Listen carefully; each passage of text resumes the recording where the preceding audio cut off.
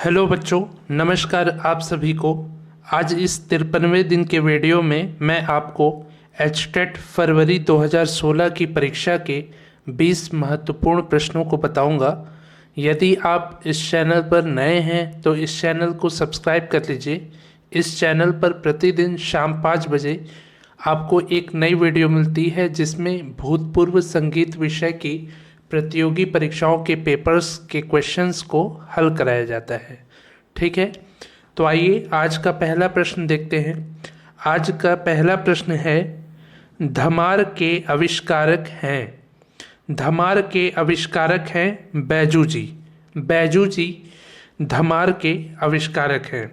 दूसरा प्रश्न है, समांतर सप्तक का वाद्य है। समांतर सप्तक का वाद्य है हारमोनियम।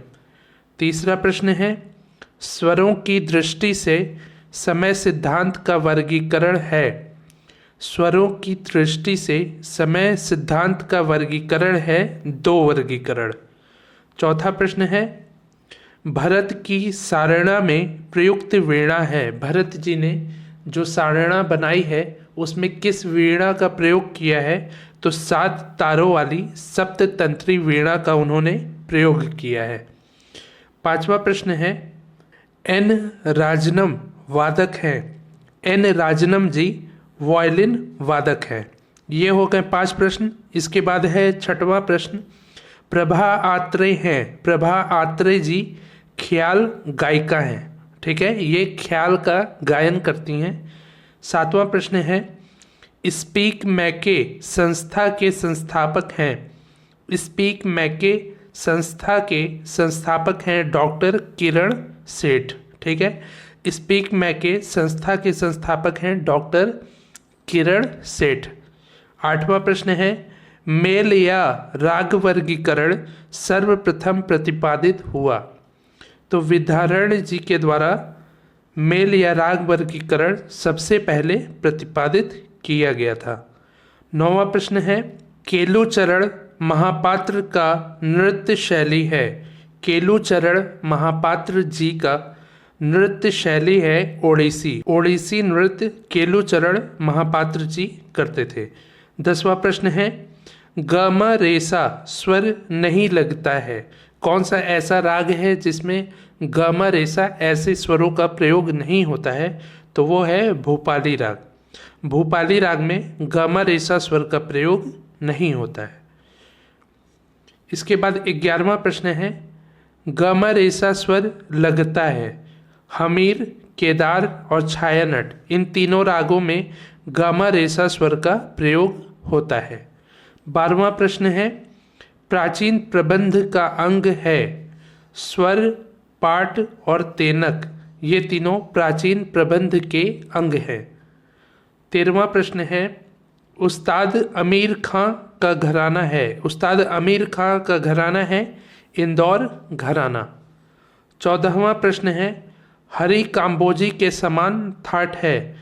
दक्षिण भारतीय कर्नाटक संगीत के हरि काम्बोजी मेल के समान हिंदुस्तानी थाट है खमाज। खमाज थाट। ठीक है।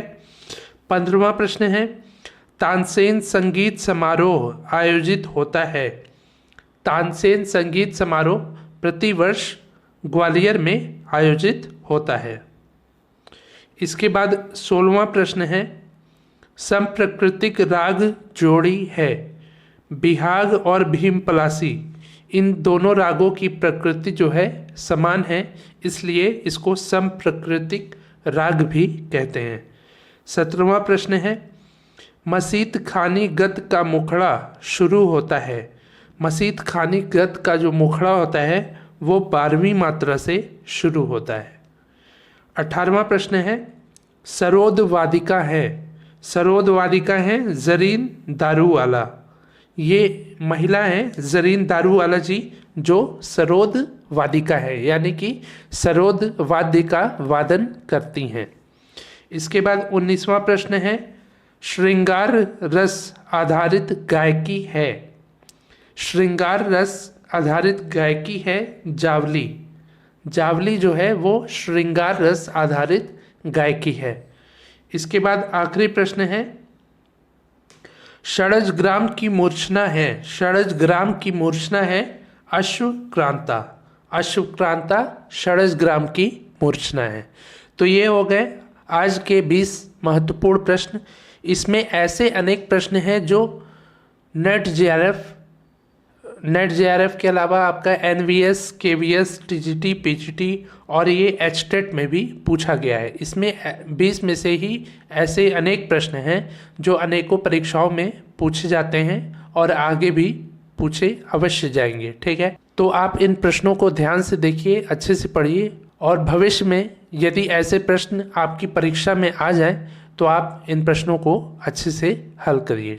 आज ये 53वें दिन का वीडियो था। इसके पहले मैंने 52 वीडियो को बनाया है जिसमें ऐसे ही मैंने महत्वपूर्ण प्रश्नों को बताया है। यदि आपने उन 52 वीडियो को नहीं देखा है तो उसका लिंक नीचे डिस्क्रिप्शन में है और आप इस चैनल के प्लेलिस्ट में जाकर भी उन सभी वीडियोस को देख सकते हैं।